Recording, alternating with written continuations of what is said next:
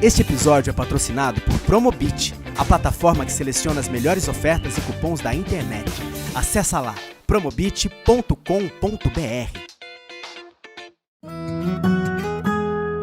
Em casa, a gente conversa.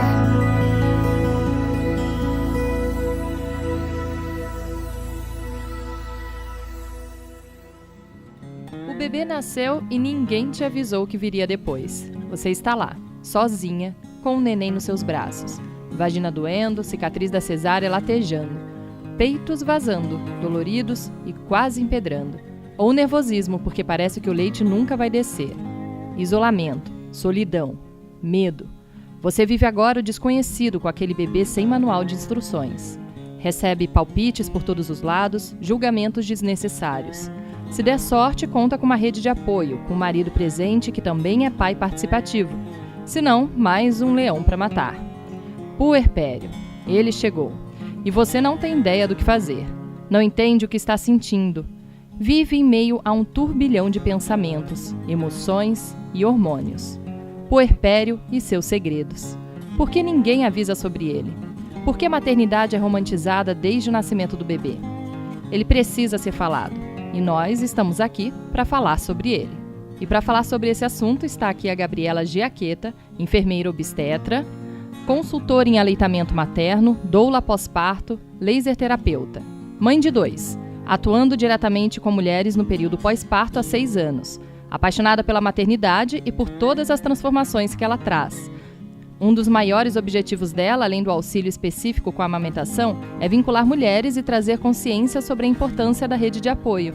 Também aqui com a gente está a Ângela Ferreira Lopes, mãe da Lara, de 6 anos, psicóloga apaixonada por um dos períodos mais intensos da vida de uma mulher, o puerpério. Psicóloga clínica formada pela PUC Campinas, pós-graduada em psicanálise, perinatalidade e parentalidade pelo Instituto Gerar São Paulo. Curso de extensão em psicanálise pela FCM Unicamp e, além de atendimentos individuais, desenvolve atividades para mães e famílias, grupos de pós-parto, pré-natal psicológico, pronto atendimento psicológico no pós-parto, situações de luto, reprodução assistida, entre outras. E também aqui participando deste podcast, uma mulher que se esforçou para sair da toca do puerpério e conversar sobre esse período do pós-parto. A Vanessa, de 43 anos, mãe pela primeira vez aos 38, tem a Gabi, de 5 anos, a Juliana, de 3 e o Matheus, de 40 dias, que está aqui com a gente, inclusive, talvez dê para ouvir um pouco a participação dele nesse podcast. Ela é formada em administração, mas mudou de carreira e foi fazer pedagogia, pois se apaixonou por educação. Professora de bebês na rede municipal de ensino há 10 anos e estudiosa de M. Pickler. Bom, bem-vindas todas. Antes de começar aqui um pouco a falar sobre esse assunto, eu queria primeiro explicar um pouco o que é o puerpério e falar, ele de fato existe até um período, porque né, tem horas que tem gente que fala, ele vai até os 40 dias, ele vai até os 3 meses, já vi também vai até a mulher menstruar. Afinal de contas, até quando vai esse período do puerpério? Depende de cada mulher, não? Eu acredito que depende de cada mulher e depende da separação emocional que essa mulher faz. Separação emocional mãe, mulher e mãe-bebê. Existem alguns autores que falam o puerpério é compreendido após, ele é um período compreendido após os 40 dias do nascimento do bebê. Outros autores dizem, vai além das 8 semanas, né? Ele dura 3 meses. Outros autores falam, enquanto você está amamentando, você está no puerpério. Mas, depois de muitos estudos, eu compreendi que existe um momento que a mulher encontra um equilíbrio emocional. E aí, é aí que a gente pode entender um pouquinho que o puerpério ele está terminando, ela está saindo daquele, não só daquela fusão, mas ela está saindo daquele momento mais intenso, né? Porque o puerpério ele é visto como um momento intenso na vida da mulher e uma intensidade, posso dizer, psíquica, né? Também social, física, em todas essas mudanças tem uma intensidade diferente na vida da mulher. E aí a gente compreender que é só 40 dias é muito pouco, né? Em 40 dias... Quase nada. A mulher ainda está ali em adaptação. O bebê está se adaptando à nova vida, né? Então, às vezes, né? Nem amamentando, Nem, né? A isso. amamentação estabelecida tá, Uhum. 40 dias. Né? Muitas vezes o estabelecimento da amamentação vem com 2, 3 meses, dependendo das intercorrências que ela tem no começo.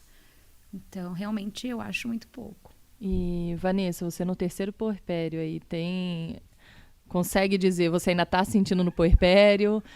Você sentiu que foi diferente um pouco, o terceiro do primeiro, do segundo? Ou, na verdade, porque parece, não, a gente acostuma ou aprende, mas não, cada um é cada um. Como que está sendo para você? Eu acho que cada um é um.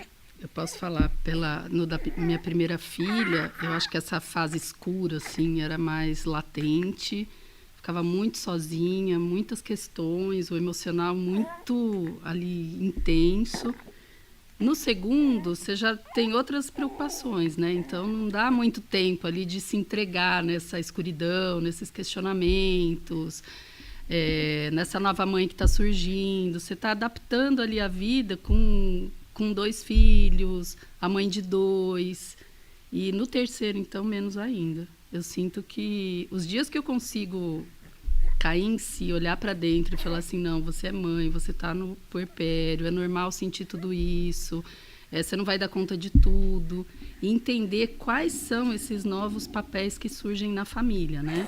Porque todo mundo ali mudou de posição. Então, a mais velha virou a mais velha de 3, a caçula virou a do meio, é um bebê que chegou, eu e o pai agora somos pais de 3. Então, assim, como fica essa configuração toda, né? Então, eu posso afirmar de carteirinha que cada puerpério é um puerpério mesmo. E tem uma diferença, assim, entre depressão pós-parto e baby blues, né? Eu acho que a gente podia também, inclusive, entrar nisso, que é algo muito comum, né? No pós-parto, que muita gente... Eu acho que grande problema, assim...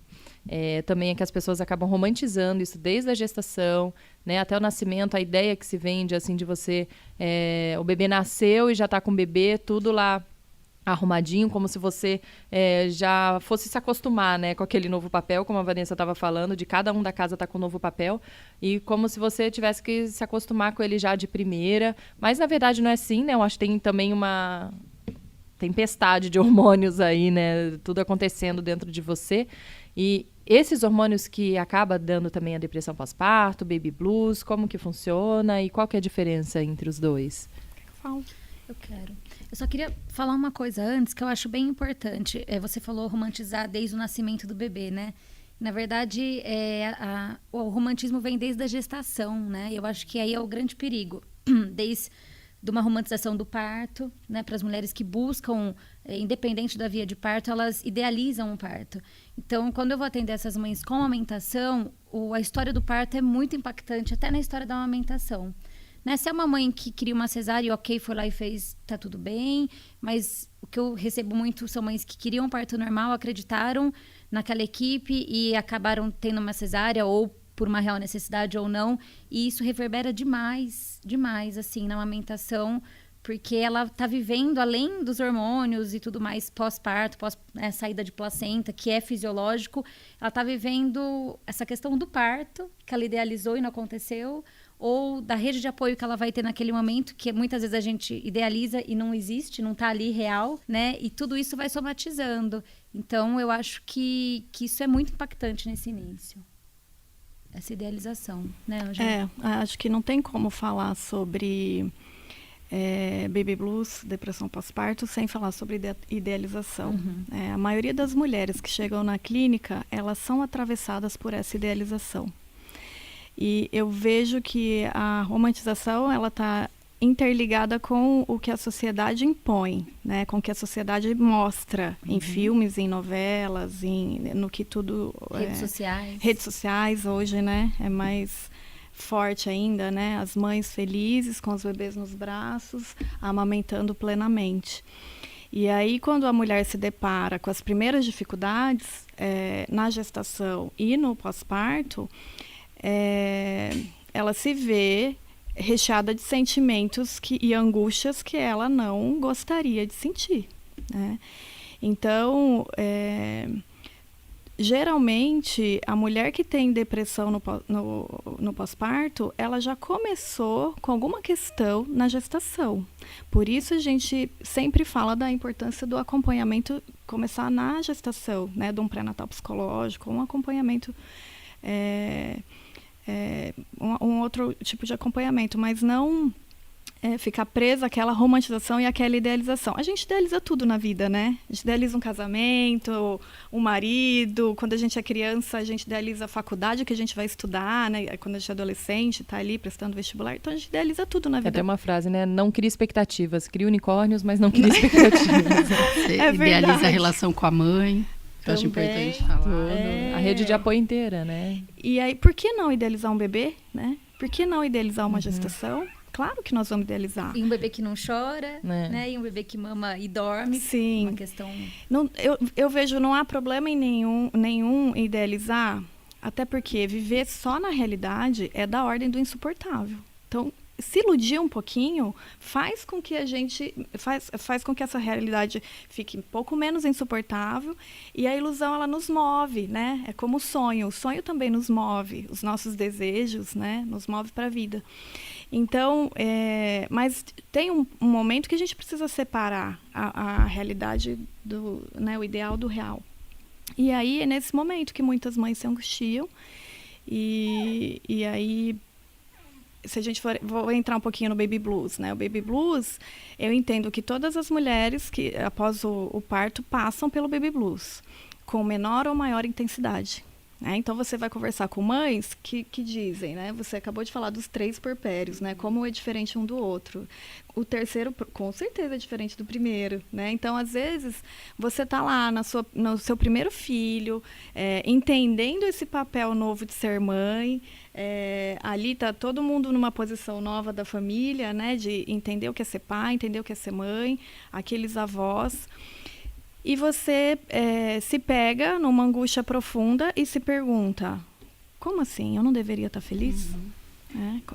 E vem a culpa, né? Porque como assim? Eu tô triste num momento em que era para eu estar super feliz desse amor incondicional, né? E eu tô sentindo coisas que eu não tô sabendo nem lidar. Então, mas aí, veja, o baby blues, ele é um estado de humor depressivo. E eu confesso que associo a nossa sociedade que não sabe lidar com as emoções, né? Quando a gente era criança, a gente não aprendeu a lidar. A nossa geração, né? Falar aqui da nossa geração, não foi ensinada a lidar com as emoções. Nós éramos repreendidos, né? A gente escuta ainda hoje, né? Fica quieto, para de chorar, não chora, não precisa disso, né? E ninguém nos ensinou a lidar com as emoções e ensinar que às vezes o corpo está transbordando e a gente precisa realmente colocar para fora nossas emoções e lidar com elas. Então, geralmente o terceiro dia após o parto, né, que é ali coincide com a descida do leite, sim, né, Gabi? Apojadura. Apojadura. Se a mulher teve um parto no hospital, é quando ela está chegando em casa, né? Então, todos aqueles cuidados que ela estava tendo no hospital, ela chega em casa e se vê sozinha. Para essa mulher se presentificar ali, ficar inteira para esse bebê, ela precisa ter um apoio, né? Então, ela precisa estar ali com aquele marido apoiador que permite que ela fique ali presente, inteira para esse bebê. E, às vezes, não é dessa maneira que acontece, né? Às vezes, ela tá com dificuldade, tá com dificuldade na amamentação, não tem uma rede de apoio, ou não tem um marido apoiador, mas um marido questionador. Então, ela começa a chorar sem saber por que chora, né? Começa a sentir essa tristeza, essa insatisfação, uma ambivalência, que é uma característica comum do pós-parto também. Eu quero ou não quero? Eu brinco que a gente sente todas as emoções no mesmo dia, né? Do amor maior até o que eu fui fazer da minha vida. Que eu arrumei esse bebê. E o mais importante, eu acho, que eu gosto quando a gente conversa sobre isso, é que o amor, ele às vezes não nasce junto com o bebê. Não. Né? É uma relação a ser construída. É um mito, inclusive, né? Só que trazem pra gente que, nossa, eu morro por isso, eu morro pelo meu filho, e de repente nasceu, você fala, não morro, né? Não é assim, alguma coisa errada, você já começa a sentir que você tá... Tem mãe que eu vou atender e eu faço questão de tocar nesse assunto e elas choram porque elas estão guardando aquilo com culpa. Nossa, é verdade, eu não amo esse bebê. ainda, você está construindo uma relação, né? Isso é muito difícil da sociedade falar. O neném nasce, não é que a gente não quer, que assim, a gente tá conhecendo, a gente vai construir essa relação. De repente, é aquele serzinho que te dá uma dor insuportável no seio quando vai mamar, e você simplesmente não quer, né? Então, é uma mistura muito grande de sentimentos e tudo muito junto. E eu bato muito na tecla da rede de apoio. Se a gente não tem uma rede de apoio ali, tudo fica muito mais intenso, muito mais difícil. Eu compreendo que as vivências da perinatalidade, a perinatalidade, né, eu uso muito essa palavra, é uma palavra grande aí, mas é o que compreende desde a concepção até 2 anos após o nascimento do bebê. Então, quando a gente fala sobre isso, não é só hormônio, entende? Né? Você introduziu aí, é só uma questão de hormônio mesmo? Não é só uma questão hormonal. Isso as pessoas falam sem saber direito o que estão falando, o que estão dizendo, né? E fica até pejorativo às vezes, não fica? Né? São os hormônios. Não. Existem diversas mudanças que acontecem na vida dessa mulher, na vida desse pai, na vida dessa família. E precisa considerar não só as mudanças hormonais, que sim, elas são importantes, né? Afinal, a mulher acabou de passar por uma experiência de parto, então isso é muito intenso, mas também as mudanças físicas, né, corporais, de autoimagem, e as mudanças sociais. Às vezes aquela mulher é a primeira mulher que está tendo um filho num grupo de amigos, né? Ninguém mais tem filho ali naquele grupo, ela é a primeira. E como ficam as relações? Os amigos às vezes se afastam, né? Às vezes você não está ali mais com aquele grupo que você tinha vínculo. Antigamente, na geração das nossas avós, todo mundo tinha muito filho, né? Então, você via o seu irmão nascendo, você via sua mãe amamentando, você via... tinha uma transmissão geracional. Hoje, as mulheres estão muito sozinhas dentro dos seus apartamentos, né? Então, essa solidão... acho que tem a ver com a nossa contemporaneidade também, né? O que a gente vive hoje. E eu atendo, por exemplo, muitas mulheres que são transferidas com o marido para Campinas, né? Sai de perto da família, sai de perto da família, dos amigos, e vem para uma outra cidade porque, né, foi transferida de trabalho, e aí elas se veem aqui totalmente sozinhas, né? Por isso que a gente... apoia muito e faz muito grupo de apoio, né, Gabi? Aliás, grupos de pós-parto, nossa, me salvaram. Na primeira filha minha, eu participei de grupo pós-parto até os 11 meses, e em 3 diferentes, todas as semanas. E você chega lá, e me salvou em muita coisa assim, porque eu chegava no grupo e contava alguma coisa, ou ouvia as outras pessoas contarem, eu falei, gente, tá todo mundo passando por isso, tá todo mundo no mesmo barco, tipo, é normal, né? Porque eu acho que um dos desesperos que dá é você achar que só acontece com você, porque até por conta disso as pessoas não conversarem muito, pelas redes sociais as pessoas não colocarem esses problemas, e aí você acha que só está acontecendo com você, e quando você chega numa roda e tá todo mundo lá passando pela mesma coisa, você acalma um pouquinho, né? Você fala, ok, então é normal. Não certo, tá tudo né? certo. Dentro do esperado, né, dessa fase. Você tem participado, Vanessa, de Então, o grupos? que eu ia falar, que para mim foi uma das coisas que me salvou com a minha primeira filha, foi começar a participar de um grupo de mães, que todas tiveram o bebê na mesma época.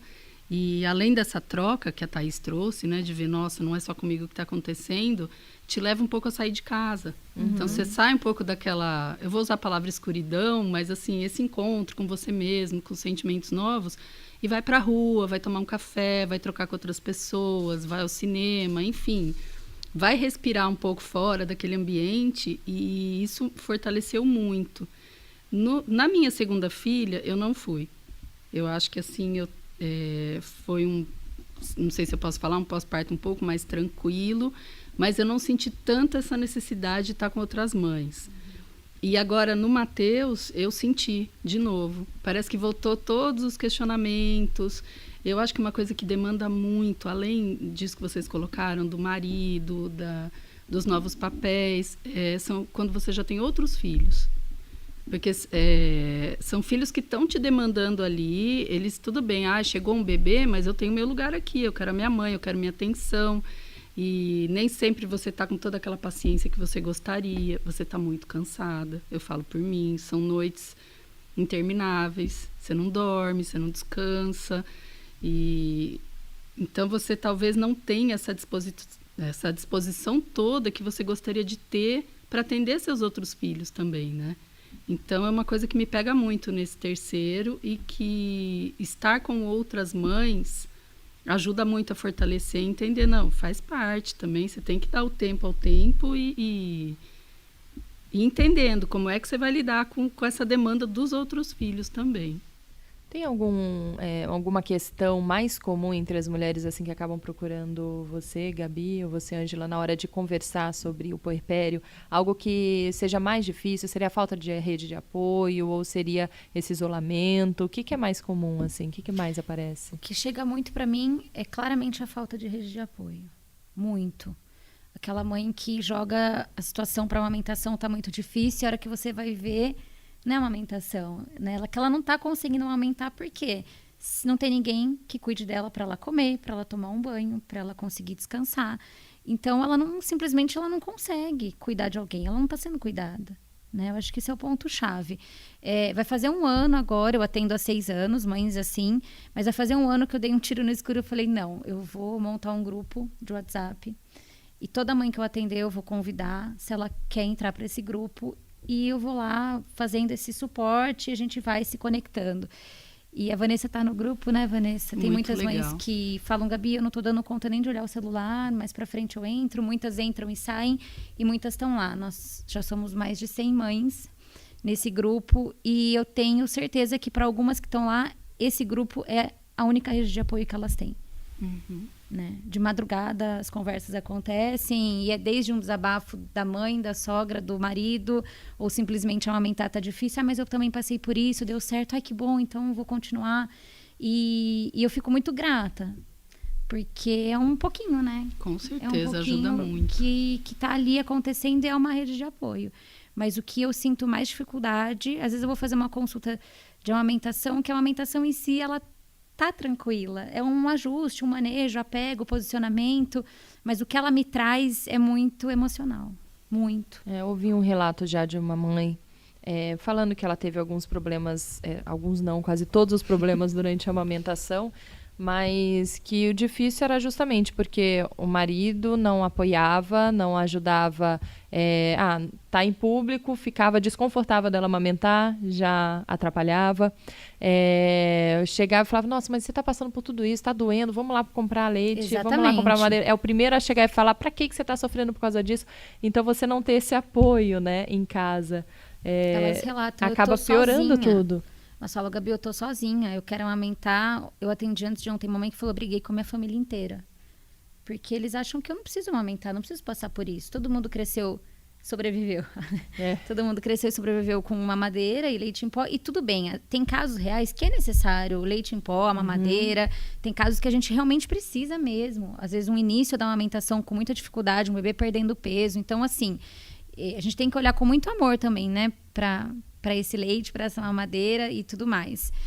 Eu até falo assim, não da mamadeira, porque eu tenho outros métodos de resgatar a amamentação, mas aí é outro assunto. Mas, assim, é olhar com empatia para essa mãe que ela quer, entendeu? Ela deseja isso. Então, é aquele marido que tem que ser apoiador, né, Ângela? E não questionador, né? Mas por que você tá fazendo isso? Por que você vai ficar sofrendo? O bebê tá chorando de fome. O bebê tá chorando, tá ficando nervoso. Então, isso é muito comum, mas muito comum. Tem uma mãe no Instagram que mandou mensagem, Ana Paula Moura. Ela é mãe do Anthony, de quase 4 anos, a mãe de um anjo Serena, e da Cecília, de 8 meses. E ela contou que o primeiro puerpério foi desesperador, que ela estava tão feliz com o meu bebê, ela escreveu, estava tão feliz com o meu bebê no colo e chorava sem entender por quê. E meu segundo puerpério foi terrível, de colo vazio. Minha bebê faleceu após o parto prematuro, de 26 semanas, e eu queria morrer junto. E o terceiro puerpério, também acho que ainda não acabou, e a bebê dela já tem 8 meses. Eu tinha que dividir a atenção com o meu mais velho, de 3 anos. E quando olhava para o bebê, chorava pensando na irmã do céu e em como eu queria que ela estivesse aqui. Precisei de terapia para me ajudar. O luto, né? Então, o puerpério tem a ver com luto também. É luto. A mãe que está deixando de ser sua filha para virar mãe, né? Que está deixando de ser esposa somente para virar mãe. Então, ela tem essas mudanças, e aí, quando a gente fala de luto, as pessoas estranham, né? Mas tem muitas perdas. Ao ganhar um bebê, você também perde. Tem outras perdas envolvidas. E aí, quando você lê um relato desse, né, que ela chorava e não queria chorar, chorava sem saber por que chorava, ela está no processo de elaboração. Então, o Baby Blues, você perguntou a diferença, né? Eu acabei não falando. Mas o Baby Blues, ele é elaborativo. A mulher precisa passar por esse período mais introspectivo, de maior recolhimento, para ela, inclusive, entender as necessidades desse bebezinho, né? Entender a demanda desse bebê. Quem é esse bebê que nasce? Às vezes a gente tem um estranhamento. Quem é? Como que eu conheço o meu bebê? Então, esse Baby Blues acontece, ele não é maligno, ele é benigno, porque ele é elaborativo. E ele vai passando. Então, aquela mãe que tem medo de dar banho no bebê, né? Ai, não vou conseguir. Ela tá ali naquele Baby Blues intenso, mas daqui a pouco ela já vai conseguindo, daqui a pouco esse medo vai passando, ela vai elaborando todo esse estranhamento que ela está vivendo, né? A depressão já é diferente, a depressão ela tem a ver com a intensidade das emoções que ela está sentindo e com a incapacidade também, né? Muitas mulheres elas se sentem incapazes de dar um banho no seu próprio filho e aí a gente precisa observar essa mãe a partir do primeiro mês, né? O primeiro mês eu sempre vejo como que está esse Baby Blues, como que está essa elaboração, como que ela está ali se adaptando a essa nova vida, né? E aí não é para considerar, é muito difícil a gente diagnosticar nesse primeiro mês, tem muita coisa acontecendo. E aí, se esses sintomas permanecem após o primeiro mês, aí é preciso observar, é preciso ficar de olho e entender o que está acontecendo, se essa mulher ainda se sente incapaz, né? Incapaz num outro viés, né? Aquela incapacidade física mesmo de fazer algo pelo bebê, de cuidar do bebê, porque a depressão ela interfere também no vínculo materno. O Baby Blues não, ele está ali, ela está elaborando, está tentando, conseguindo. A depressão já interfere no vínculo mãe-bebê. E 20% das mulheres, veja, é um número alto, 20% das mulheres sofrem com depressão pós-parto. Isso é número de estatística, né? Eu, sinceramente, pela minha experiência, acredito que essa porcentagem é maior. É maior porque muitas mulheres não procuram ajuda e não são diagnosticadas. Mas eu vejo isso, tem um olhar aí com um número maior. E as pessoas que estão ao redor, né? Porque a mulher, ela não vai, é difícil. A mulher fala, olha, eu acho que eu tô deprimida, eu não tô muito legal. Eu acho que quem tá ali em volta tem que ter esse olhar, né, Ângela? O marido, a mãe, às vezes a obstetra, né? Eu acho que muitas vezes ela não se permite, né? Tá passando por uma depressão, aquilo que a gente falou antes, né? Ai, como que eu posso não estar gostando de viver esse momento que eu esperei tanto? Então, é difícil você nomear, né, o que você está sentindo. Exatamente. Nessa confusão toda de sentimentos. E aí ter o apoio para procurar uma ajuda. Então, e no meio de tudo isso, complementando o que você falou, ainda tendo que defender que você quer amamentar. Exato. Vamos pegar mais um viés aí. Por que você quer amamentar? Você já está sofrendo, né? Já está tão difícil. E tudo isso com o bebezinho no colo, né? A mãe, ela quer dar conta de tudo, né? Ela quer ser a mãe perfeita. E eu, nos grupos, ou quando eu estou no atendimento individual, eu sempre toco nesse ponto, quando aparece muito ali a tentativa de dar conta de tudo, a tentativa da perfeição. E existe um psicanalista inglês, o Winnicott, que ele falava muito sobre a mãe suficientemente boa. E eu gosto de falar sobre o que é ser suficientemente boa. É você conseguir atender às necessidades do seu bebê. Você não precisa ser perfeita, porque perfeição não existe. A gente nunca vai... A gente vai para algo da ordem do impossível, quando a gente tenta ser perfeita. Então, quando você se debruça sobre algo que é da ordem do impossível, fica muito mais difícil, né? Então, eu gosto de pensar o que é ser suficientemente boa e não perfeita. Como eu atendo às necessidades do meu filho, do meu bebê...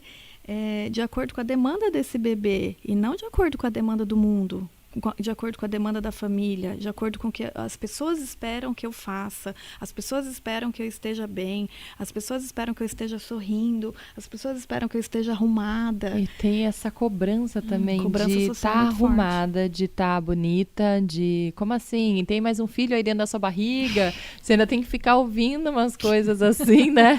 Ainda não nasceu, eram gêmeos.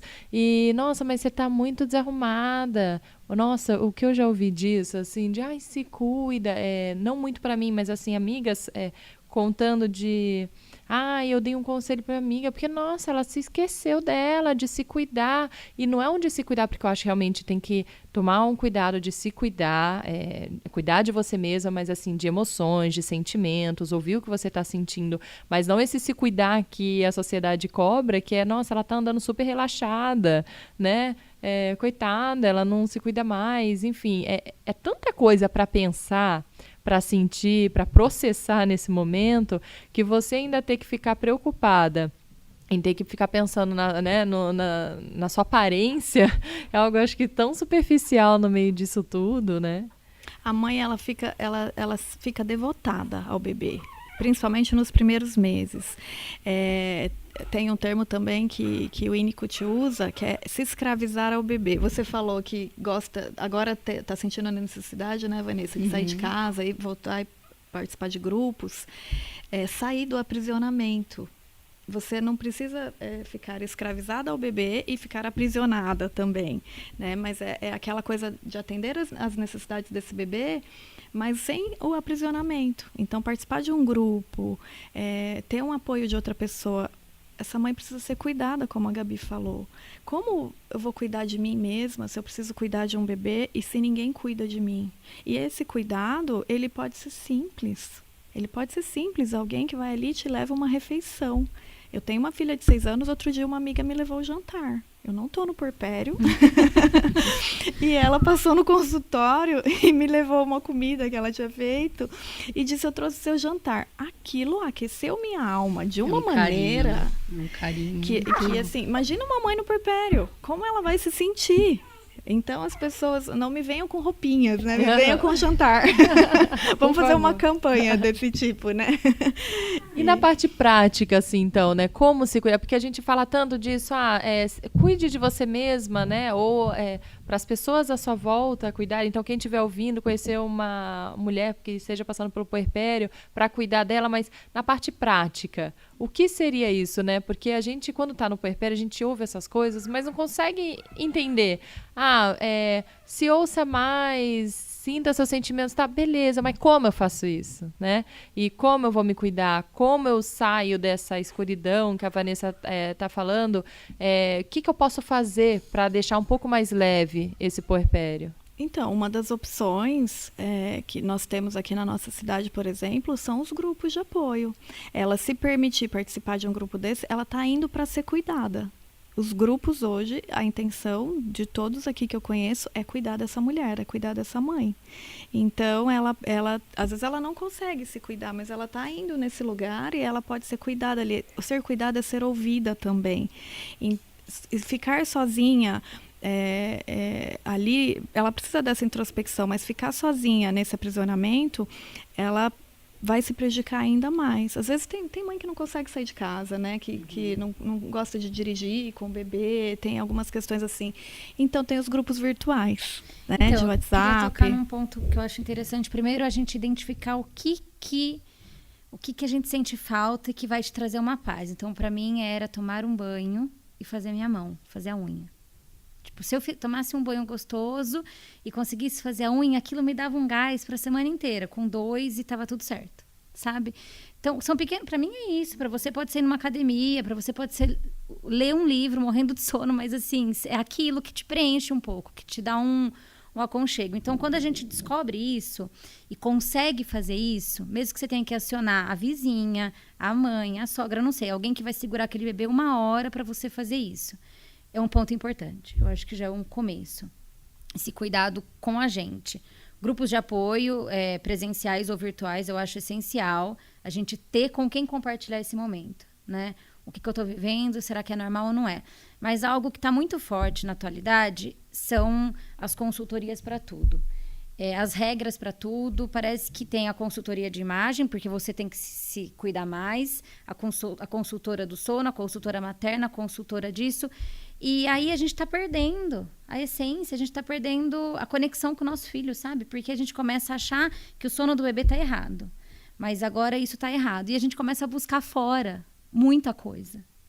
E eu acho que a gente tem que buscar ajuda, mas assim, cuidar disso, né, Ângela? Porque a mulher começa a buscar tudo e começa a perder essa conexão e acreditar nela e nessa relação que ela está criando com o filho. Então, de repente, é um bebê que dorme 1 hora e meia e tá tudo bem, e ela quer que durma 3, 4 horas, porque a tabela tá assim, sabe?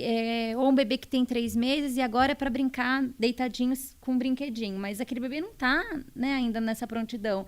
Então, eu acho que a gente tem que olhar individualmente para cada mãe e para cada bebê, né? Parar de pôr regras e de gerar é uma comparação, né? É uma comparação todo dia, diária, dessa mãe que vai para o grupo de apoio e ela, quando ela menos percebe, ela está comparando o bebê dela com o bebê da colega do lado. Eu acho que essa questão do peso também, se tá mamando, se tá ganhando peso, se não tá, se tá comendo, quanto tá comendo. O que é um bebê bonzinho? Para mim, todos os bebês são bonzinhos.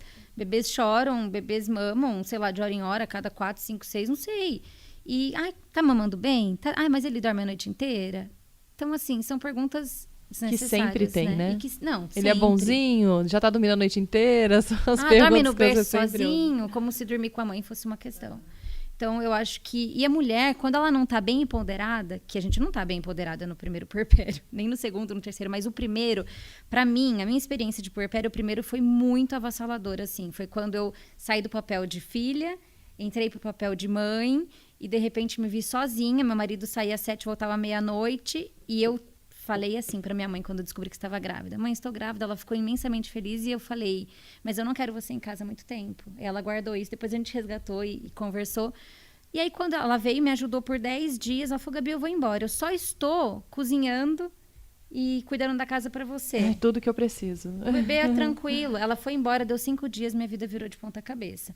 Eu não dava mais conta da casa, nem do bebê, que chorava insanamente, porque eu não estava bem.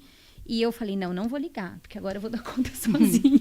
E eu fiquei assim 4 meses. Até eu falar, mãe, tô surtada, vem me ajudar, pelo amor de Deus. Então, assim, e o segundo pós-parto eu já falei, mãe, eu quero você em casa por tempo indeterminado, pelo amor de Deus. Né? E algo que é muito importante, a leveza nas coisas, né? A gente se desconectar do relógio, por exemplo. O puerpério, a Ângela fala muito sobre... como é que você fala? O tempo da delicadeza. O tempo da delicadeza. Então, assim, que hora seu bebê mamou? Não sei. Mamou, não sei, né? Tá mamando, tá bem, tá crescendo, mas se desconectar um pouco desse tempo cronológico que tá todo mundo vivendo, mas a gente não tá nesse tempo. Eu acho isso muito importante. Parece que não é nada, né? Mas é muito importante. Sabe que no terceiro puerpério meu... eu cheguei até a escrever sobre isso, sobre como eu percebi algo bom, assim, que eu tinha me identificado, que eu gostei no terceiro, é que eu consegui me entregar mais em relação a relaxar. E falar, nossa, que bom, hoje eu não tenho nada, porque eu sou uma pessoa que tem agenda da hora que eu acordo até a hora que eu vou dormir. Eu arranjo coisa para fazer o dia inteiro. Então, sempre eu tô correndo, sempre tô, assim, encaixando coisas entre as reuniões, entre os encontros, coisas minhas, enfim. E aí, eu sei que no puerpério eu falei, nossa, hoje eu não tenho nada. Eu acordava e falava, eu não tenho nada, e eu não posso fazer nada, então vou ter que ficar aqui em casa. E aí eu comecei a ver, nossa, olha que coisa boa. Fui pra rede sem ter hora para sair da rede, sabe? Com meu filho.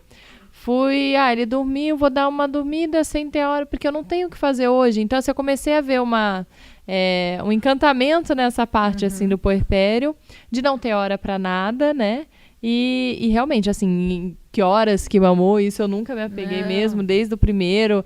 Sempre tem gente perguntando, mas já tá na hora dele mamar? Não sei, que ele tá querendo, né? Porque a hora dele mamar é a hora que ele quer.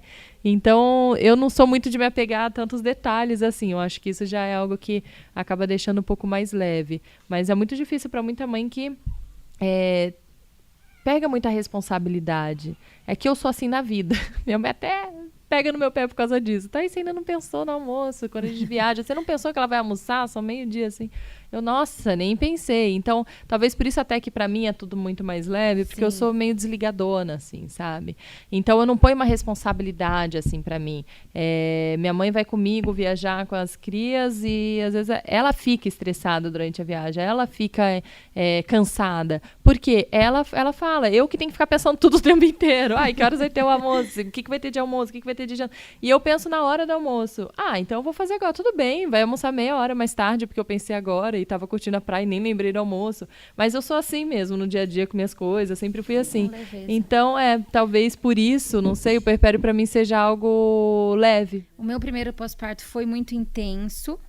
E depois que eu voltei a trabalhar, olha que interessante, depois que eu voltei a trabalhar, eu lembro até hoje, quando eu cheguei no hospital, eu sentei e falei, o que eu tô fazendo aqui agora?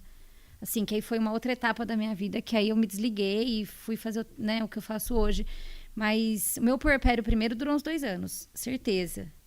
Assim, antes de 2 anos eu nem pensava se eu teria outro. Para mim estava tudo muito intenso ainda, muito gostoso. Depois foi ganhando leveza, foi ganhando, né, a relação que eu criei com meu filho, o amor construído e tudo mais.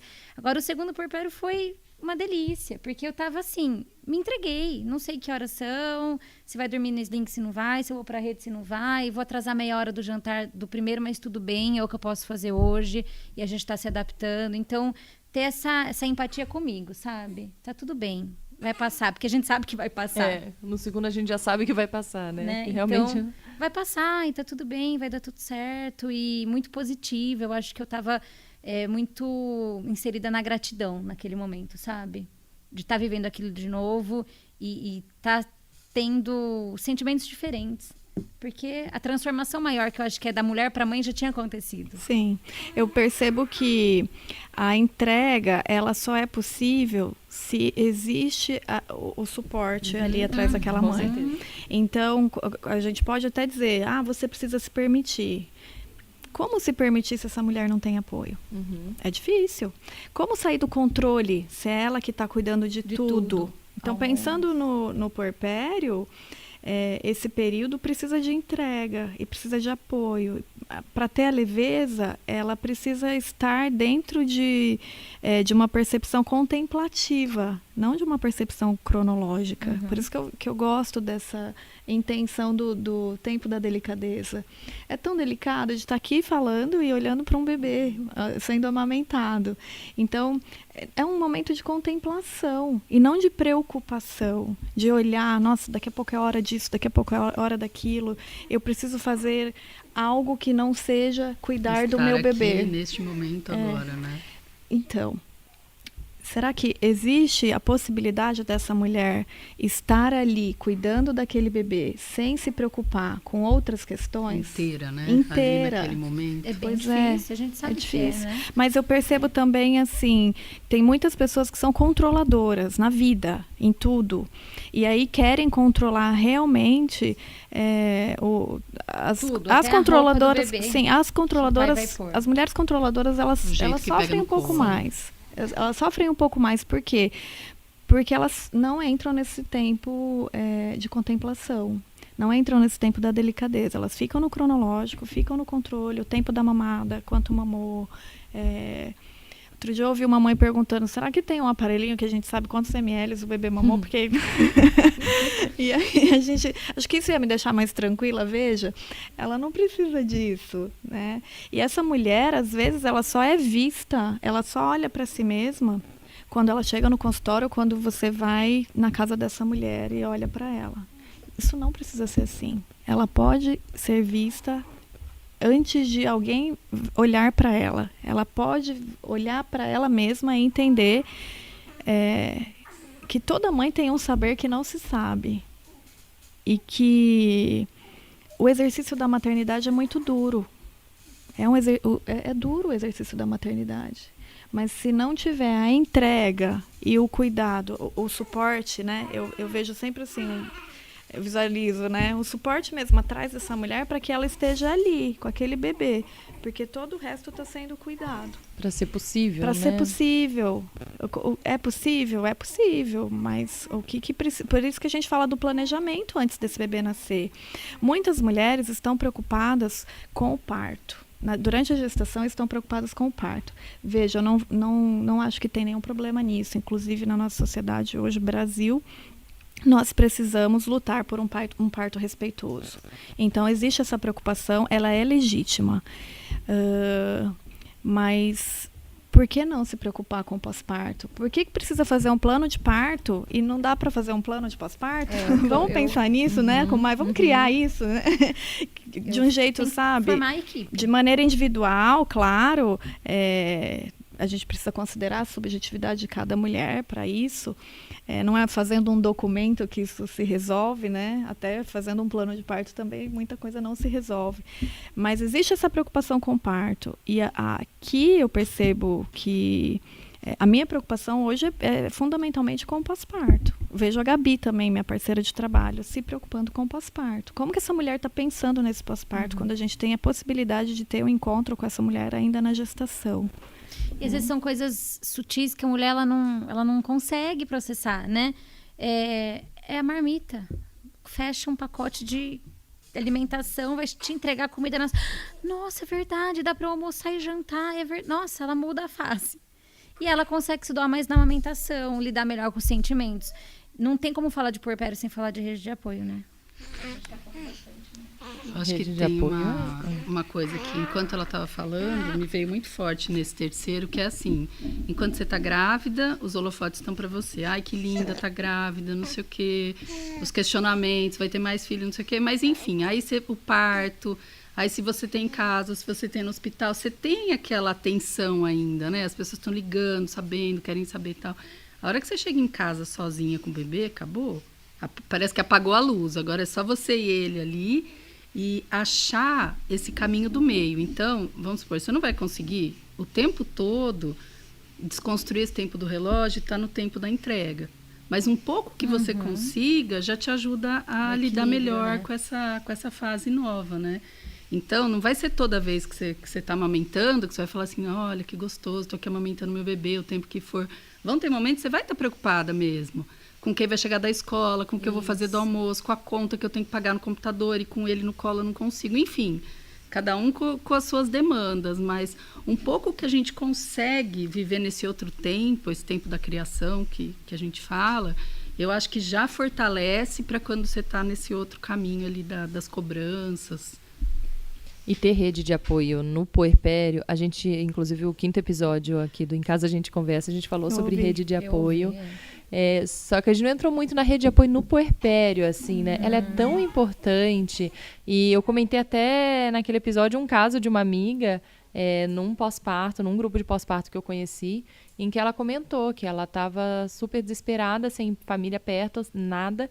Mas os amigos fizeram um rodízio para ir na casa dela uma vez por semana e ela poder tomar um banho tranquilo. Pegava a bebê dela, falava, vai lá tomar seu banho tranquilo, que nem você falou, né, Gabi, que era tudo que você precisava. E isso, nossa, ela falou até chorando, emocionada, porque foi algo muito importante, assim, para ela. Então, você ter, como você estava falando, né, Ângela, de ter um mínimo de rede de apoio, de alguém cuidando de você, para ser capaz de você conseguir cuidar de você também, porque eu falando aqui, né, de que o puerpério nunca foi algo difícil para mim. Eu sei que eu sou um ponto fora da curva. Afortunada. Bem fora da curva.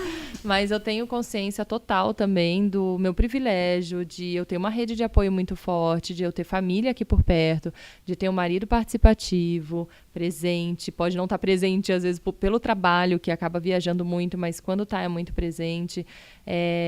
De ter condições financeiras, de eu ter ajuda em casa, porque tudo isso muda muito. Uma mulher no puerpério ter que ainda ficar super preocupada com contas para pagar, será que vai fechar esse mês, será que não vai?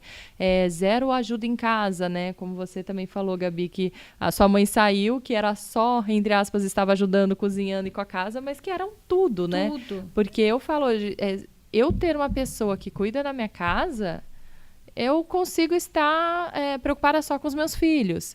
Eu tenho uma pessoa que me ajuda com os meus filhos a partir do segundo.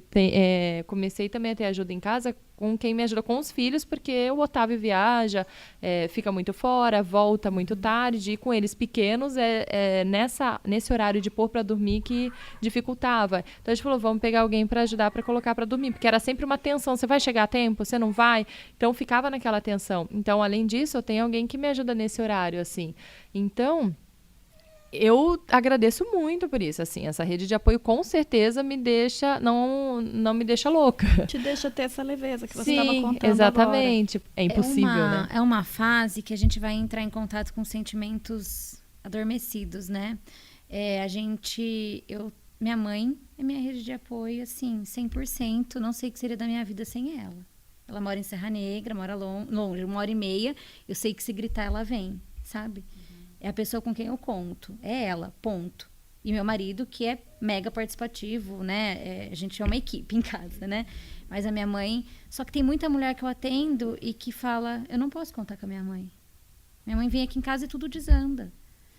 Não posso, minha mãe me cobra de tudo. Não tem com quem contar. E eu tenho presenciado muitas sogras fazendo um papel muito legal. Tô feliz, porque eu tenho 2 filhos, legal. Né? Falei, não, eu vou ser uma sogra.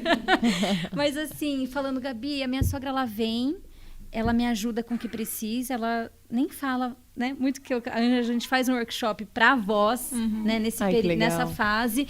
E elas falam, nossa, minha sogra vem, faz a comida, faz o que precisa, não fica falando se é isso, se é aquilo, que a nossa família não amamenta, porque a gente não tem leite, como se fosse algo hereditário. Então, assim, isso não é primeiro filho, é primeiro, segundo, terceiro. Dificuldades que a gente tem com a amamentação, às vezes no primeiro, às vezes não tem nada no primeiro e no segundo, você vai ter no terceiro.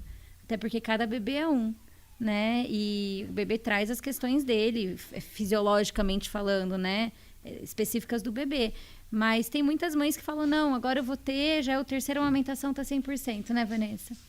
E não tá. Necessariamente, né? Posso falar aqui de... Cada nos meus puerpérios, eu procurei ajuda com a amamentação. Eu acho que no meio de todas essas dores emocionais que a gente tem a dor física. Para mim foi muito forte essa coisa de... Acho que alguém já falou aqui no começo. Você tá lá, toda convalescida, tá com dor do parto, independente do parto que foi, tá com aquele monte de sentimentos. E a hora que o bebê pega para mamar, dói. Então, assim, o que você vai fazer com essa dor, né?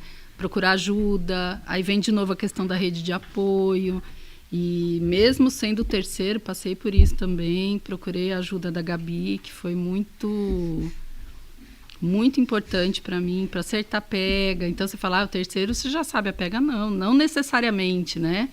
E, enfim, só reforçando mais uma vez, como é importante você olhar para você, ouvir o seu instinto, não ir pelo que está todo mundo falando, mas não, realmente eu tô com dor, não é uma coisa que eu tô fantasiando, sei lá o que seja, e vai atrás de uma ajuda, né? As pessoas acham que é normal, né? Sentir dor, o peito sangrar, tem que calejar, comigo foi assim, há X anos atrás, como você também tem que ser, e a pessoa não busca, acha que é aquilo mesmo.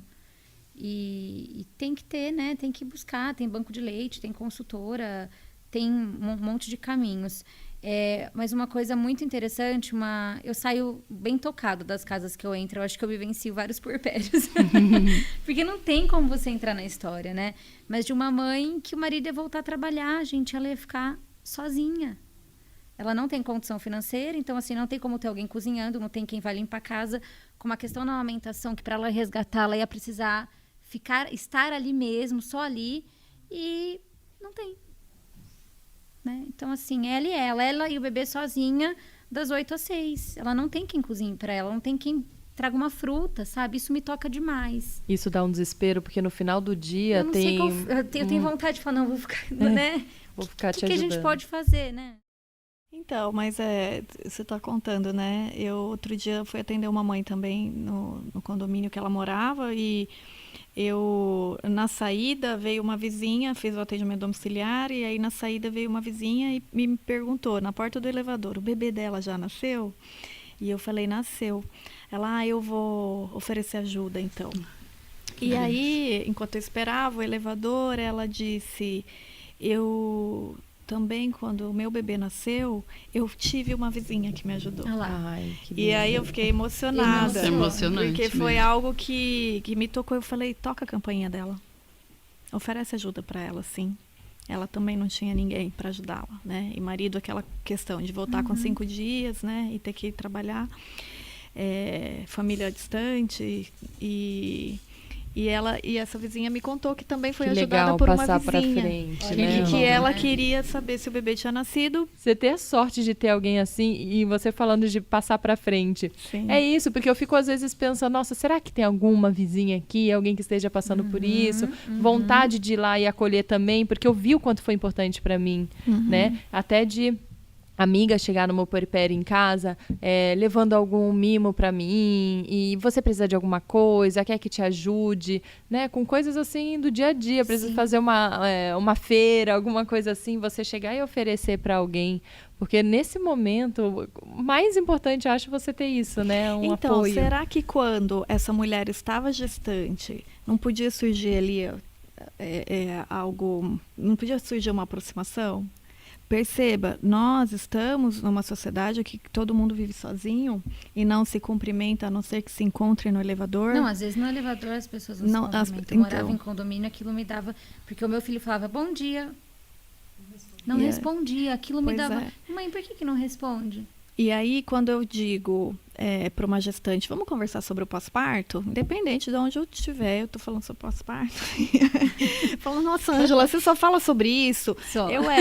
Só. Você vai lembrar de mim, né? Na hora que chegar. Então, a mulher está gestante, a gente vamos conversar sobre pós-parto. O pensamento mágico, ele é real. Quando essa mulher vira e fala para mim, Ângela, eu vou saber o que fazer quando meu bebê nascer.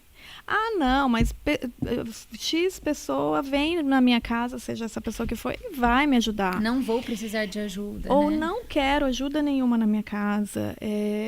Ok, você pode fazer suas escolhas. Ninguém tem nada a ver com as suas escolhas. Inclusive, as suas escolhas, ela está alinhada com a sua individualidade. Mas pensar sobre, porque quando acontecer, você já trabalhou o pensamento. Eu já pensei sobre isso. Eu pensei, eu acho que eu consigo ir por esse caminho. E não esperar algo acontecer para depois você pensar. A gente está falando aqui sobre as dificuldades do puerpério. Elas são reais, elas existem. Não estamos inventando a roda. Elas existem. Então, por que a sociedade não pode dar um pouco mais de atenção para isso? Por que um obstetra não pode perguntar? Você já viu quem vai te ajudar? Isso faz parte do pré-natal, na minha opinião. Sabe? Você já pensou quem vai te ajudar depois que o bebê nascer? É que o olhar é muito pro bebê, né? Muito. O bebê pro tá bem, não tá, e pega no colo, e não sei o quê. Mas e essa mãe, né? Quem tá olhando para essa mãe e vendo o que essa mãe tá precisando agora? Porque o bebê, ele tá sempre limpo, tá bem cuidado, tá acalentado. Mas e a mãe, né? Eu já atendi mães que quem era a rede de apoio dessa mulher era o porteiro. Que ele, sabe, assim, às vezes ele ligava para saber como é que ela estava e aquilo já fazia... já mexia com algo dentro dela que fazia um bem danado. Vou colocar aqui alguma coisa no elevador, você pega em cima, né? Ela só tinha que abrir a porta e de pijama mesmo, porque ele mandou alguma coisa para ela que ela precisava. Então, pensar sobre o pós-parto ainda durante a gestação é necessário. É uma posição, eu sempre penso, é um tratamento preventivo, sabe? Hoje aqui no nosso país, a gente trabalha muito com intervenção. Então, eu percebo pelo número de gestantes que eu atendo e o número de puérperas, que é muito maior. Sim. É muito maior, imensamente. Então, por que não podia ser o contrário? Trabalhar as emoções, trabalhar o pensamento, refletir sobre algo que ainda vai acontecer, mas no sentido de prevenção. Você pode ser uma mulher sozinha que não vai ter ajuda nenhuma, como a Gabi falou, e não poder contar com ninguém. Mas poder pensar sobre isso. Então, como vai ser? Como que eu vou me entender ali comigo mesma e com meu bebê? Porque senão parece que não tem saída, né? Existem muitas mulheres na situação que você comentou. Da casa dessa mulher e ela tava com o olhar assim, o que eu faço agora? Então, não me deixe, né? Não vá. Agora, eu acho que a pessoa não tem muita noção do que vai ser também. Você falando para se preparar. Eu acho que tem que ter mesmo algum profissional alguém falando isso pra ela, dando esse toque, porque primeiro que nem passa pela cabeça, e segundo que eu acho que não tem como ter ideia do que é um puerpério se você nunca passou por ele. Então você não tem ideia, acho que da importância de planejar, assim, de ir atrás, como você está falando, o que eu vou fazer quando chegar esse momento, porque a ideia, por exemplo, que eu tinha de um puerpério era de que eu teria um tempo, o bebê, que bom, vou ficar em casa, né? Eu não vou ter coisas para fazer, vou ficar em casa, um bebê que dorme bastante e eu vou ler livros que eu queria ler, eu vou fazer coisas, super assim, eu vou ter tempo. Pensamento mágico, Thaís. Esse é o pensamento mágico. Como eu acabei de falar agora, o pensamento de que não, vai dar tudo certo. Pode dar tudo certo, sem você fazer nenhum planejamento. Mas isso tem a ver com a romantização. Entende? O que a gente falou lá no comecinho. Tem a ver com a romantização. Romantizar que tudo vai ser lindo e pleno. Hoje nós temos informação na palma da nossa mão. Eu compreendo o que você está dizendo, que tem mulher que nem imagina como vai ser e por isso não vai atrás e se prepara. Mas a informação, a melhor maneira de se preparar, tanto para a amamentação, para o puerpério, é se informar. E o bom é que está tendo muita conversa e está aumentando, acho, essa rede de mulheres, assim, né? Não é uma garantia. Né? Você se informar e se preparar não é uma garantia. Então, eu vou fazer não temos garantia de nada. Na gestação, sobre a amamentação, certeza que vai dar tudo certo. Não. O bebê não nasceu ainda, a gente não sabe, né, como que vai desenrolar. Mas é uma prevenção. Você já está amparada. Né? Você já sabe para quem que você vai gritar ali a hora que nascer. Nasceu e agora, como é que tá? Você já consegue evitar muitas coisas. Fica mais leve. Mesmo quando temos obstáculos, torna-se mais leve, eu acho. Quando você já tem um apoio, uma direção, né? O bebê, ele é enigmático para a mulher.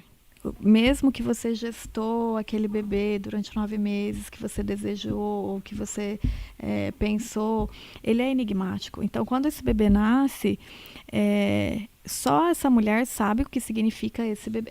O bebê tem um significado diferente para cada mulher. Então, veja, de novo, considerar a subjetividade, a individualidade dessa mulher.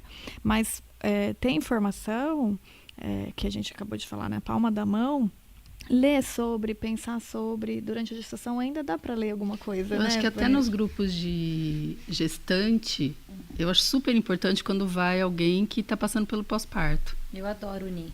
Para mostrar, falar, Real. olha, você está na gestação, é muito legal, vai passar pelo parto, mas o depois está aqui, né? Vida real mesmo. Mas você já viu o grupo de gestantes que o tema é puerpério? Não vai ninguém. Sério, é sério. Eu isso. juro. Tipo, não me interessa agora, né? Coisa Estou me chata, preparando. né? Não preciso. Puerpério e Não é aleitamento interessante. materno é o que menos tem inscrições. E eu acho que se você já tem essa... Porque é o parto, né? Elas estão muito focadas no parto. Muito focadas. A maioria das pessoas que me procuram para ter acompanhamento na gestação é mãe de 2 ou mãe de 3. Já sabe. Quem já sabe passou... que pode dar alguma... Gabi, eu tô na segunda gestação, eu queria já passar com você na gravidez para prevenir isso que aconteceu no primeiro. A maioria. Vocês falando aí de amamentação, no segundo eu precisei de ajuda. Você esquece como amamenta. E olha que foi um seguido do outro. Eu acho que a gente depois vai amamentando bebê maior. E aí é isso. Ele já meio que mama sentado, de lado tal. E aí você esquece que tem que pôr barriguinha com barriguinha. Até posição, assim, coisas básicas. E aí que a doula chegou e falou, olha, é assim, gente, eu no segundo tendo que aprender isso. Tive o terceiro, a doula teve que ir em casa, que eu falei, olha, tá doendo, eu não sei o que eu tô fazendo. Aí eu aprendi mais um tipo de pega diferente, que ela falou, olha, é assim, se você apertar, ela falou, dando exemplo como sanduíche, né? Da pega em C, então você arela. coloca o sanduíche assim na horizontal, você consegue morder, na vertical não. E a gente tem mania de só apertar o peito de um jeito que o bebê às vezes está na vertical para ele, não consegue nem pôr a boca direito. E eu falei, nossa, no terceiro aprendendo isso, gente, assim, como assim, né? Então imagina uma mãe de primeira viagem que não sabe nem Elas a sensação, não sabe nem o conseguem que é. segurar às vezes. Ela fala, Gabi, por onde pega? Né? Eu acho muito lindo ver, porque aí depois eu vou acompanhando e a mãe tá lá toda, né, desenvolta. Mas assim, e se eu apertar aqui, não vai machucar, né? Eu tô acompanhando uma mãe, gente, ela falou, eu nunca me senti tão ignorante nesse assunto de maternidade. Ela vai levantar, ela fala, tá certo pegar assim? Não, e se eu pôr assim, machuca? Então, ela tá assim, né? 15 dias, ela tá... Falou, pra mim é um cristal. Eu falo, não, pega que o filho é seu. A gente tem que, né, ter uma delicadeza, mas A gente vai adquirindo, né, o movimento ali, você vai começando a se entender. Mas esse começo é muito... E a gente vai entendendo, conhecendo o filho, a gente vai se conhecendo como mãe de primeira, segunda, terceira viagem. Não tem essa de que a gente já nasce, até o segundo fala, você já sabe o que ele quer, né, quando chora. Não, porque ele é outro. O choro eu tive que aprender também com o mesmo tempo que eu aprendi o primeiro. Demorou uns meses para entender o que era aquele choro, o que ele estava querendo. Aquele movimento que ele fazia, eu já sabia, quer fazer cocô e não fez ainda. Sabe? Ele tá irritado, é sono. Até você descobrir isso, você tem que conhecer aquela pessoa. É uma pessoa diferente. Até esse negócio de criar, de começar a amar e etc. também. É uma relação como qualquer outra, assim. Tudo bem que é seu filho, você gestou, ou que seja filho adotivo também, você tem que criar, de qualquer forma, essa relação, esse vínculo, né? Não é criado do nada, não nasceu e criou, né? Construído. É construído. E é importante a gente falar que é um grande mito. O amor nasce já quando o bebê nasce. Não nasce. O amor é construído, como qualquer outra relação. É isso que você acabou de dizer. E com o passar do tempo, essa construção, ela vai tendo outras formas, e essa mãe vai se sentindo mais confiante, ela vai compreendendo as necessidades desse bebê, e o puerpério vai passando. O puerpério vai acabando. Ele acaba, Ele gente. Termina, eu juro. É o mantra, vai passar. Ele acaba.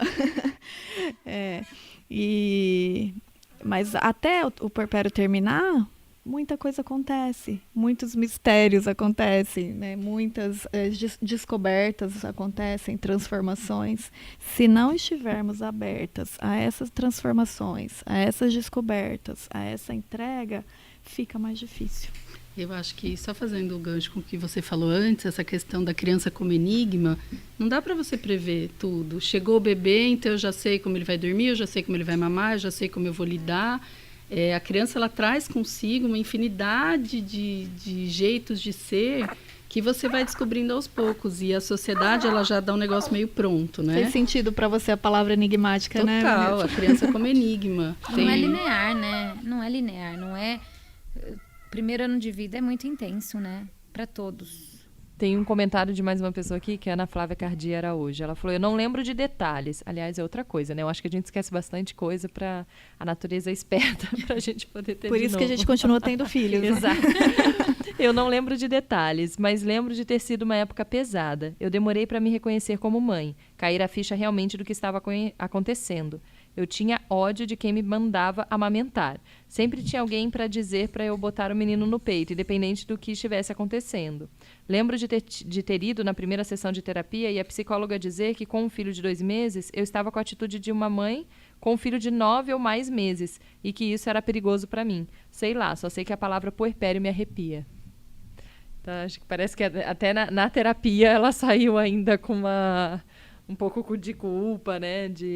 Eu até perguntei para ela o que ela quis dizer isso da relação. Como assim, agindo como uma mãe de 9 meses. Filho de 9 meses, mas não deu tempo dela responder até a gravação do podcast. Então eu faço uma relação novamente com o controle. Um filho de 2 meses é completamente diferente de um bebê de 9 meses. Né? Nossa, esse ponto é muito chave. Eu recebi ontem 3 mensagens. Gabi, como é que eu coloco rotina com o bebê? 1, 2 meses? Não tem. Você tem ritmo. É o ritmo da sua casa, é a previsibilidade de um banho. Mas não tem rotina. A rotina, ela vai acontecendo de acordo com o ritmo daquela família. Vai vir naturalmente. Por que um bebê de 1, 2, 3, 4 meses tem que ter rotina? Horário para brincar, né? Horário para mamar, não tem. Mas um bebê de 9 meses, mas você já pode estabelecer. Naturalmente já aconteceu, né? Naturalmente, é natural. Mas aí já vem naquilo que você trouxe das consultorias, né? Tudo. A criança, ela pode dormir a noite inteira, é só você querer. Ela pode, sei lá, enfim, brincar, rolar, não sei o que, é só você querer. Então, joga na mãe aquela responsabilidade de que... Aí entra essa questão da rotina. Ah, não tem rotina porque você não quer, ou porque você não faz. Eu não sou contra as consultorias do sono. Eu acho que tem profissionais muito bons que estão agregando muito. Conheço pessoalmente profissionais assim pontuais que trabalham até alinhados com a livre demanda, né? Porque às vezes a mãe não tá mesmo orientada com nada ali, né? Do que está acontecendo, coisas básicas que pra gente, né? Hiperestimulação, coisas que pra gente tá ok, já tá bem entendido, pra essa mulher não tá. Mas eu tenho as minhas questões pessoais sobre treinamento do sono e deixar chorar para aprender a dormir é uma coisa que não me cabe. Mas não julgo quem faz. Eu só acho que você tomando consciência do que você vai fazer, do que você pode gerar para a relação daquela criança fase adulta, vamos pensar, tudo bem. Né? As decisões, a chupeta é uma decisão consciente, tudo bem, quem dá, quem não dá, mamadeira. Eu acho que é uma decisão da pessoa, desde que a gente se informe e tome consciência do que isso pode acontecer. Até aí, ok. E uma coisa muito interessante de mãe de 2 ou de 3 é a culpa que vem, né, do nascimento do bebê, né? Além dos sentimentos do puerpério, que já vem, independente se é primeiro, se é segundo, se é terceiro, né? Hormonalmente falando, mas também tudo que a Ângela colocou, a gente tem essa questão do entender agora esses sentimentos, né? Com o mais velho, com o do meio e tudo mais. E eu acho que o amor de mãe não é igual em todos os filhos. A gente ama loucamente todos, faria tudo por eles. Mas é diferente. Eu acho que as afinidades, né? Eu acho que tem... Esse tema é bem assim. Outro tabu. Daria, eu acho que um programa inteiro sobre isso. Né? Só fazendo a ponte com o que você falou, uma coisa que eu estou tentando colocar em prática muito é fazer as pazes com essa culpa mesmo. Levar um puerpério mais leve, ser uma mãe mais leve e não se culpar tanto, porque você não conseguiu dar a atenção que o mais velho estava querendo naquele momento, aceitar que você vai estar mais irritado, que a sua paciência não vai ser a mesma em todos os momentos. E raramente você vai perder a paciência com o bebê. Você vai acabar, né, se desentendendo ali um pouco mais com os mais velhos. Então, as pazes com essa culpa, assim, eu acho importante a gente aprender a trabalhar. O tempo todo? Não, claro que não. Mas um pouco que você consegue já te dá... Olha, é possível, né? Você vai... Tem caminhos para não se sentir tão culpada que você não está fazendo da maneira que deveria ser ou que é melhor para todo mundo. E os grupos de apoio dão esse suporte, né? E pensar que a culpa não te ensina nada. Não é um sentimento que engrandece ou que traz algum aprendizado. Ela simplesmente te coloca numa armadilha, num abismo, que alguém precisa ir lá te tirar. E muitas vezes a própria mãe cria essa armadilha para ela pular de cabeça. Então, talvez ressignificar essa culpa, trocar essa palavrinha que é dita por muita gente, e eu não gosto dela, mas por responsabilidade. Qual é a sua responsabilidade? Por que você precisa se sentir culpada? Porque você quer tomar um banho mais demorado? Ou porque você gostaria que tivesse alguém ali segurando o seu bebê para você comer uma comida quentinha e ele tá chorando, mas tá ali tá assistido por outro adulto. A sua responsabilidade também parar para se alimentar. Gostei parar dessa troca. Parar para tomar o seu banho, parar para cuidar de você, para você conseguir cuidar do seu bebê. Entende? Então, eu gosto de trocar, de dar um outro sentido, porque a culpa ela fica muito nesse lugar aí... É pesada, né? Atrelada à perfeição e atrelada ao impossível. E aí, invariavelmente, a partir disso, nasce a angústia. E aí a gente precisa lidar. E muitos outros sentimentos que a gente precisa lidar e não sabe lidar e não dá para parar para cuidar disso. Eu tenho uma dúvida. Queria saber se vocês sabem. O homem, o pai, o papel do pai nesse puerpério todo, eles também passam por algum tipo de puerpério? Porque, né, Com pai certeza. também, primeira vez, eles não sabem... A gente também nunca fala disso, né? Porque sempre fala da mãe. Mas como que é o pai nesse papel? Não sei se você já chegou a conversar com pais, atender uma família, assim, em relação a isso. Eu sempre converso com os pais, principalmente quando eu estou fazendo um acompanhamento com a gestante. E aí, no finalzinho da gestação, o pai vem junto com a gestante para a gente conversar um pouquinho sobre a maternidade. Mas o pai também vive o baby blues, com menor intensidade, mas ele também vive. Existe também a depressão pós-parto paterna, que é pouquíssimo falado. Tem números, não? Estatísticos, 5% dos homens. Então, é um número menor, claro. Mas o pai também vive baby blues, a depressão pós-parto. Existem mudanças psíquicas no pai, sociais, só não físicas. entende? E por que é mais fácil prestar atenção nas mudanças físicas? Porque está ali, né, o corpo da mulher, né, então é visual. As mudanças que não são visuais, as pessoas, na maioria das vezes, não consideram, porque é muito abstrato. É invisível, né? Mas o pai, ele tem essa função super importante, que a gente falou um pouquinho, de ser apoiador. Então, eu vejo o pai como um apoiador, como um defensor da mulher no puerpério. Quem vai fazer a bolha, né? O pai, né? Quem vai fazer a bolha, realmente. Ele vai viver esse momento também com a mãe, mas ele tem essa função importantíssima da proteção, do apoio. Eu gosto, no workshop, a gente fala bastante sobre o pai apoiador e o pai questionador. Aquele pai que está isento ali, muito de fora, né, que questiona muitas coisas que a mãe faz e que acaba minando a confiança dessa mulher. O pai apoiador, não, ele está nessa posição de prestar atenção nas sutilezas, de garantir que essas sutilezas possam existir, de garantir que o momento contemplativo possa acontecer, mesmo que você tenha mais 2 filhos e isso não dê para fazer 24 horas, como você mesma. Adorei a sua visão quando você disse que não dá para ser assim o tempo todo, né, Vanessa? Mas que você possa ter momentos. Então, quando o pai entende que ele também pode se entregar, ele não precisa estar ali como um soldado protegendo, não é isso, sabe?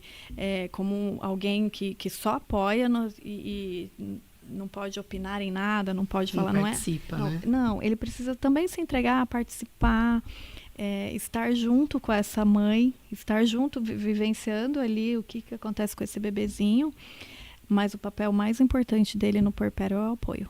Eu já atendi vários casais, eu falo que eu atendo casais com amamentação, porque para mim o pai é essencial na consultoria, né? De pais chorarem, né?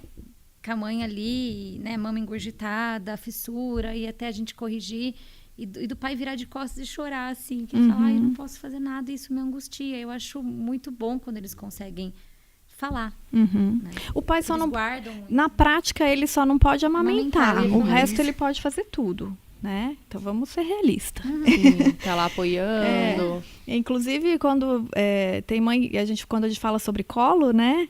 O colo do pai também é fundamental. Não é só o colo da mãe. O pele a pele do pai também é necessário. Os homens que passam por baby blues normalmente são os pais participativos que estão lá realmente vivendo. São os pais que estão mais entregues. Que se Sabe permitem que essa entrega. eu acho que o Otávio sentiu mais o puerpério do que eu no segundo. Verdade.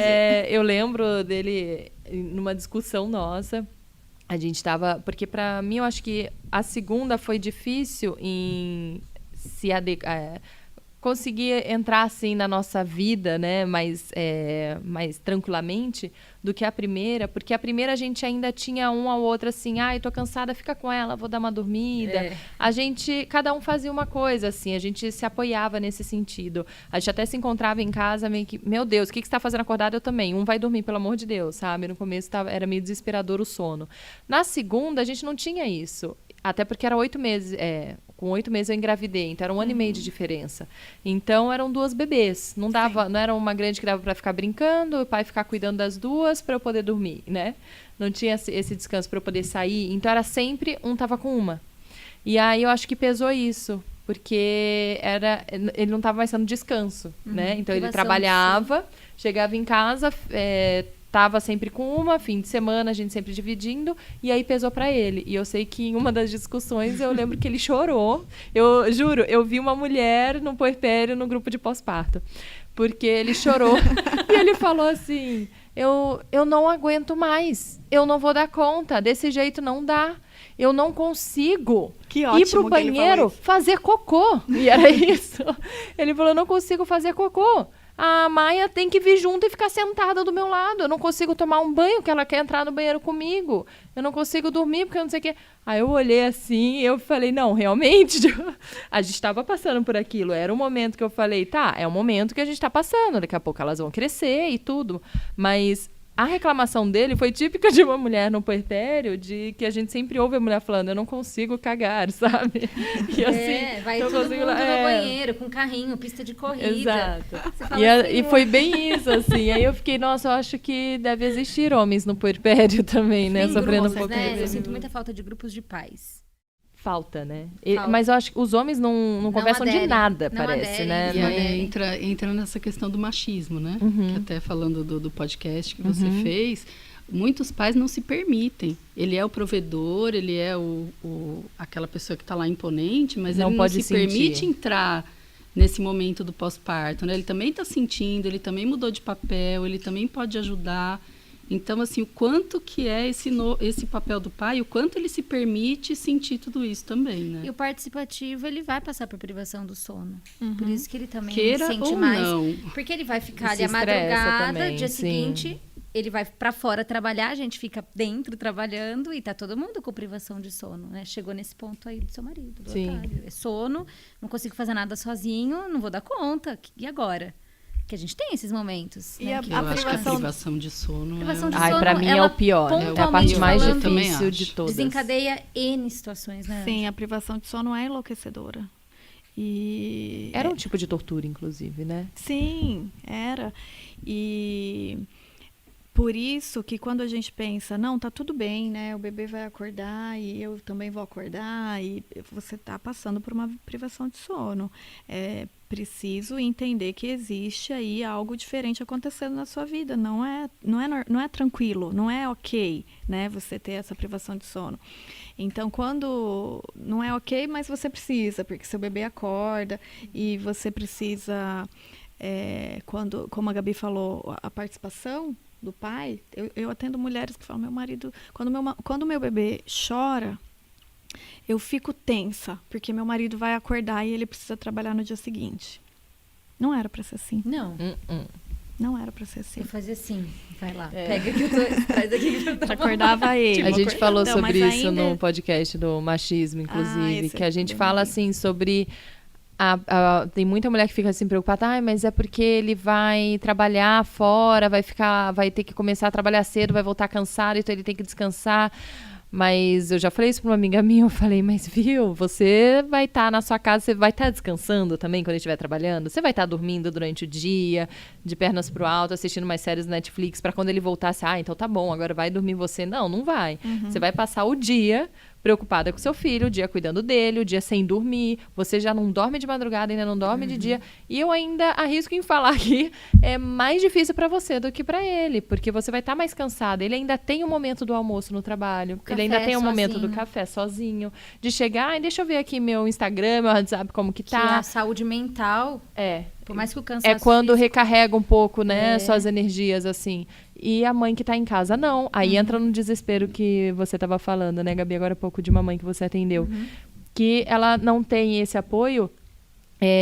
Eu tenho amigas, assim, que eu sabia que elas não tinham, né, um pai participativo, um marido participativo, e ele ficava fora trabalhando, e quando chegava, o desespero daquela mãe é de chegar e entregar pro pai. E aí começa até a crise do marido e da mulher, porque o cara tem que entender também. Aí ele cobra do tipo, não, mas eu tô chegando, tô cansada, me deixa chegar primeiro e tal. Mas aquela mãe tá desde as 6 da manhã, com o filho Esperando no ele colo. chegar. Nossa, Esperando ele chegar. Chega 2 da tarde e você já ficou olhando, meu Deus, quanto tempo falta pra ele chegar, né? Então tem Outro esse dia eu descobri desespero. que tem mães que usam um aplicativo para acompanhar rastrear o a pai. saída do trabalho dele até em casa, porque ele tá chegando. Desespero, né, O gente? desespero.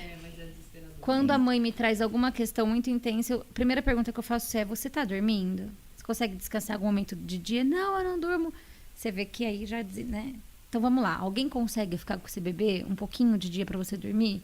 Minha sogra, minha mãe, minha tia, vizinha, prima, porque o sono ele é muito sério. Ele desestabiliza emocionalmente. A privação de sono causa essa instabilidade Mudança de emocional. humor, tudo. né? E é preciso considerar. Não dá para passar por ela e achar que são só hormônios, entende? Aquilo que você falou Sim. que eu acho que é de uma forma tão reducionista que coloca a mulher até nesse lugar. Eu não posso sentir nada, né? São só os hormônios, daqui a pouco passa. Gente, não são só os hormônios. Vamos vamos nos conscientizar, vamos expandir a nossa consciência com relação ao puerpério. Expansão de consciência não é para todo mundo, dá trabalho. As pessoas não querem expandir a consciência nesse sentido, pensando no puerpério. É só um bebê. É muito... Olhar para dentro e aceitar essa mudança, né? Se permitir essa mudança, que você não é mais a mesma. Por mais que você queira, no meu segundo filho foi assim, no terceiro vai ser, ou o que quer que seja, é saber que as coisas vão mudar. Você já não é mais a mesma pessoa. Às vezes eu falo pro pai, quando ele está junto com a gestante, o bebê vai nascer, ela vai dar colo pro bebê, mas ela vai precisar do seu colo. E eles me olham assim como se fosse algo... como se eu estivesse falando algo assim, que nossa, eles nunca tinham pensado nisso, eles não pensam realmente, né? Eu vou ter que dar colo para minha mulher, não para o bebê necessariamente, entende? Que é aquilo que você falou, a mulher some, né? Só fica o bebê. Então eu digo para eles, olha, dê colo. O marido que está ali do lado, às vezes que ele traz só um copo de água, já é um apoio. Veja, o apoio não é uma coisa, né, de outro mundo gigantesca e difícil de fazer. Que se a gente começar a olhar assim, fica, né, da ordem do impossível novamente. Perceba que escorrega para a ordem do impossível facinho, né? Então, olha, é um apoio, é olhar e falar, tô aqui com você. Também Tamo não sei o que fazer. nessa, né? Bebê tá chorando, a mãe não sabe o que fazer. Poder olhar pro parceiro e eles dois, sabe, rirem, porque não sabe o que fazer mesmo. É isso, parceria, né? E tá tudo bem não saber o que fazer com esse bebê que chora. E, nossa, já fiz o checklist aqui, já troquei a fralda, já dei mamar, já fiz tudo. E a gente não sabe o que fazer. Estamos juntos. Estamos aqui, estamos... Como pode ser positivo pro casamento isso, né? Porque quando a gente tem essa parceria... Quando tem esse marido que cuida, né? Eu acho que cada pós-parto, minha admiração pelo meu marido só cresce, sabe? Porque eu falo, meu Deus, né? Como é parceiro, como que é gostoso quando tá junto. É que você tá se transformando como mãe e ele como pai também, né? Isso é muito bom. Sim. E além de tudo isso que a gente falou, tem tantas outras questões, assim, né, no puerpério, que a gente nem chegou a falar. Acho que vamos ter que marcar um programa novo para falar sobre as coisas que não contam no puerpério, desde uma incontinência urinária, né, que você entra em desespero, as dificuldades da amamentação. Acho que vai ter que ter um podcast só sobre a amamentação. Eu vou te convidar de novo, Gabi. Relação sexual pós-maternidade. São muitas questões aqui. Que daria, acho que, alguns dias aqui de conversa. Então a gente marca. A gente marca, então, mais pra frente. Eu queria agradecer a vocês, todas vocês, por terem vindo aqui. A Vanessa por ter saído aí da toca, né, com o bebê tão pequenininho, para conversar sobre o puerpério, trazer um pouco da experiência, compartilhar um pouco o que ela tem passado. Gabriela, Ângela também, muito obrigada aqui pela presença. E você que está nos ouvindo, se quiser conhecer um pouco mais do trabalho delas, a Gabriela, que é a doula, né, especializada em amamentação, dá uma olhada no Instagram dela, que é @viver_pós-parto, ou também pelo e-mail viverposparto@gmail.com.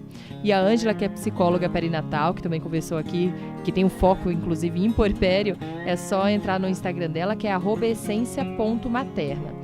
E se você ainda não segue nossos canais, segue no Spotify, no Deezer, no YouTube também, assina lá o nosso canal para ficar recebendo as novidades. Toda semana a gente tem um programa diferente aqui sobre um assunto diferente da maternidade, né?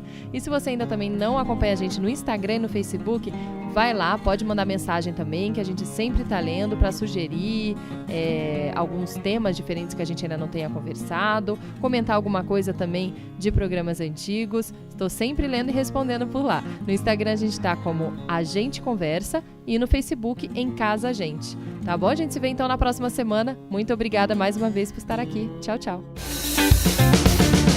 Esse podcast é apresentado por Toribá. Para outros programas, acesse toribacomunicação.com.br.